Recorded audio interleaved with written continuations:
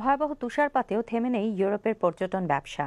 প্রচণ্ড শীত আর তুষারপাত উপেক্ষা করে চাকরির পাশাপাশি ঘুরতে ইউরোপের দেশগুলোতে যাচ্ছে এশিয়া কিংবা ল্যাটিন আমেরিকার পর্যটকরা। ইউরোপ ঘুরে এসে পর্যটকদের কড়া নজর কাড়া বিখ্যাত সব স্থাপনার কথা জানাচ্ছেন একে আজাদ মুন্না।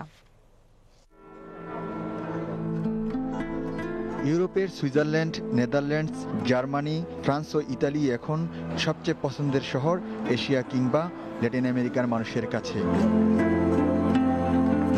তাই হাজার মাইল দুর্গম পথ পেরিয়ে এসব দেশেই ছুটছেন ভ্রমণ পিয়াসী পর্যটকরা।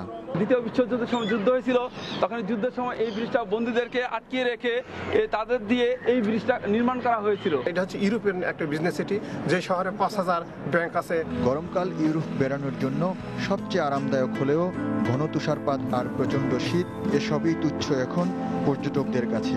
তাই এখানকার আকর্ষণীয় সব পর্যটন কেন্দ্র ভিড় লেগেই থাকে মানুষের।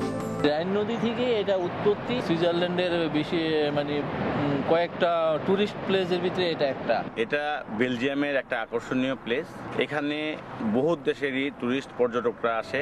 অনেকে আবার নেদারল্যান্ডসের মাদুরাম পার্ক, বেলজিয়ামের মিনি ইউরোপ ঘুরেই স্বাদ নেন গোটা ইউরোপের। When you come with your family here in Holland, and it's all the sightseeing you can see in small models. হল্যান্ডের যত ঐতিহ্য আছে, এখানে সব ছোট ছোট মডেল নিয়ে বানানো হয়েছে।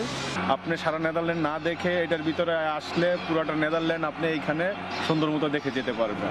এছাড়াও সুইজারল্যান্ডের বার্নের ঘড়ি ও ফ্রান্সের আইফেল টাওয়ার আকর্ষণীয় এসব পর্যটন কেন্দ্র মন জুড়িয়ে দেয় পর্যটকদের।